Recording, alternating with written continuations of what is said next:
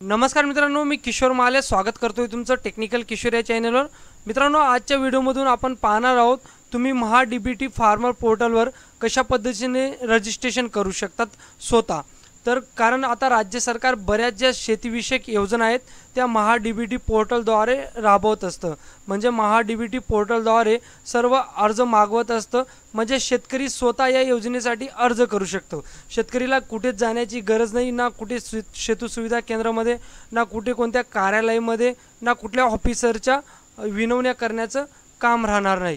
राज्य सरकारने एक फार्मर लॉगिन उपलब्ध करून दिलेली महा डीबीटी फार्मर पोर्टलवर, परंतु बऱ्याच शेतकरी मित्रांना या फार्मर पोर्टलचं यूज करता येत नाही। तर तेच मी तुम्हाला या व्हिडिओमधून सांगणार आहे, तुम्ही महा डीबीटी फार्मर पोर्टलवर स्वतःचं रजिस्ट्रेशन कशा पद्धतीने करू शकतात आणि या पोर्टलला कशा पद्धतीने यूज करू शकतात। तोवर जरी चॅनलवर नवीन असाल तर चॅनल सबस्क्राईब करून घ्या। मी अशाच राज्य सरकारच्या अपडेटेड स्कीम आपल्या चॅनलवर घेऊन येत असतो। बघा मित्रांनो, मी आलेलो आहे आता महा डीबीटी फार्मर या पोर्टलवर। या वेबसाईटची लिंक मी आपल्या व्हिडिओच्या डिस्क्रिप्शनमध्ये तुम्हाला देऊन देईल। सो तिथे क्लिक केल्यानंतर तुम्ही डायरेक्ट महा डीबीटी फार्मर या पोर्टलवर याल। त्यानंतर तुम्हाला असं विंडो शो होईल। तुम्ही ही वेबसाईट मोबाईलमध्ये यूज करू शकतात। फक्त तुमच्या राईट कॉर्नरला 3 डॉट असतील, तिथे तुम्ही डेस्कटॉप मोड ऑन करून घ्या। त्यानंतर असा इंटरफेस जेव्हा दिसेल, त्यानंतर तुमचं फर्स्ट टाइम जर तुम्ही या वेबसाईटला व्हिजिट करत असाल तर तुमच्याकडे याचा लॉग इन ID आणि पासवर्ड नसेल। त्यासाठी तुम्हाला काय करावं लागेल, तर नवीन अर्जदार नोंदणी इथं बघा उजव्या बाजूला तुम्हाला दिसून जाईल। तुमच्या उजव्या बाजूला बघा इथं नवीन अर्जदार नोंदणी या ऑप्शनवर तुम्हाला क्लिक करायचे। या ऑप्शनवर क्लिक केल्यानंतर तुम्हाला आता नवीन नोंदणी हा फॉर्म तुमच्या समोर उघडेल। त्यानंतर तुम्ही आता अर्जदाराचे नाव म्हणजे तुमचं शेतकऱ्याचं नाव इथं टाकायचं आहे। त्यानंतर वापरकर्त्याचं नाव, पासवर्ड आणि पासवर्ड पुन्हा टाका। वापरकर्त्याचं नाव म्हणजे तुमची यूजर ID असेल। यूजर ID मध्ये तुम्ही तुमची ईमेल ID टाकू शकतात, किंवा तुम्हाला कुठली दुसरी यूजर ID ठेवायची असेल तर तेही ठेवू शकतात। चला तर मी आता डिटेल्स भरून घेऊ शकतो इथं। आता बघा शेतकरी मित्रांनो, मी इथं माझी डिटेल्स आता सबमिट करून घेतलेली।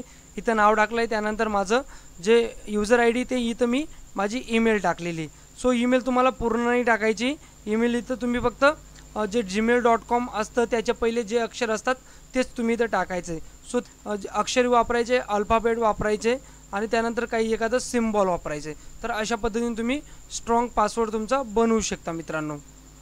आता त्यानंतर तुम्हाला स्क्रॉल करून खाली यायचं आहे। स्क्रॉल करून खाली आल्यानंतर तुम्हाला बघा इथं ईमेल ID आणि मोबाईल क्रमांक टाकण्याचा ऑप्शन शो होईल।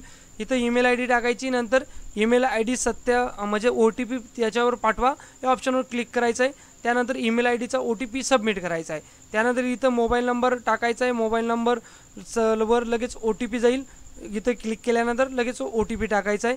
त्यानंतर कॅप्चा टाकून द्यायचा आहे। बघा कॅप्चा आहे जो इथं फिलअप करून घ्यायचा आहे। त्यानंतर नोंदणी करा या ऑप्शनवर तुम्हाला क्लिक करायचं आहे।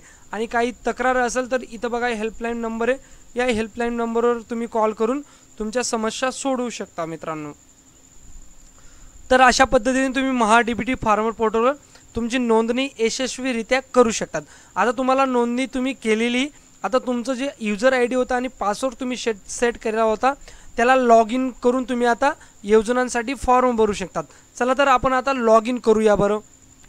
आता लॉग इन करण्यासाठी तुम्हाला बघा इथं ऑप्शन असेल तुमच्या उजव्या बाजूला अर्जदार लॉग इन या ऑप्शनवर तुम्हाला क्लिक करायचं आहे। या ऑप्शनवर क्लिक केल्यानंतर तुम्हाला इथं तुम्ही जो यूजर ID सेट केला होता आणि पासवर्ड सेट केला होता तो तुम्ही टाकू शकतात। इथं बघा तुम्ही वापरकर्ता ID इथं टाकायचा आहे।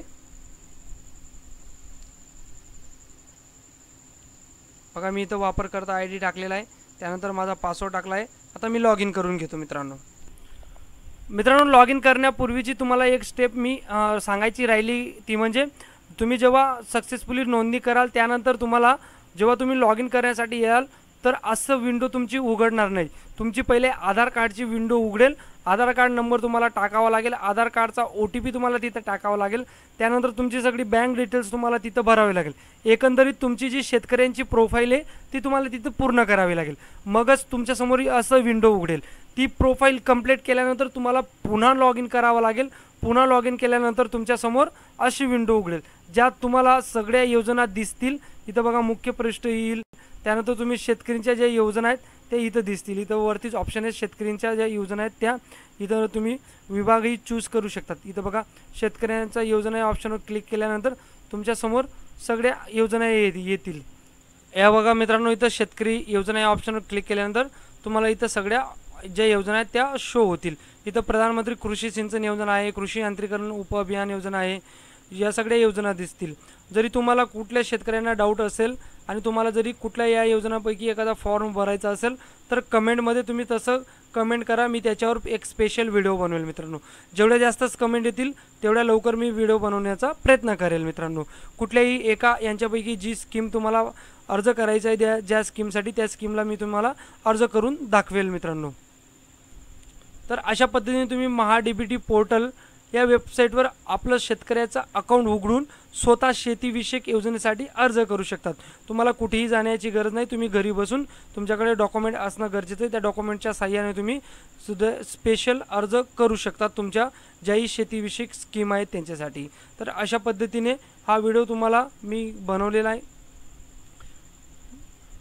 मित्रांनो। हा व्हिडिओ जरी तुम्हाला आवडला असेल तर व्हिडिओला नक्की लाईक करा, हा व्हिडिओ जास्तीत जास्त शेतकरी मित्रांपर्यंत शेअर करा आणि अशाच अपडेटसाठी आपलं चॅनल सबस्क्राईब करायला विसरू नका। भेटूया पुढच्या व्हिडिओवर, तोवर जय हिंद जय महाराष्ट्र मित्रांनो।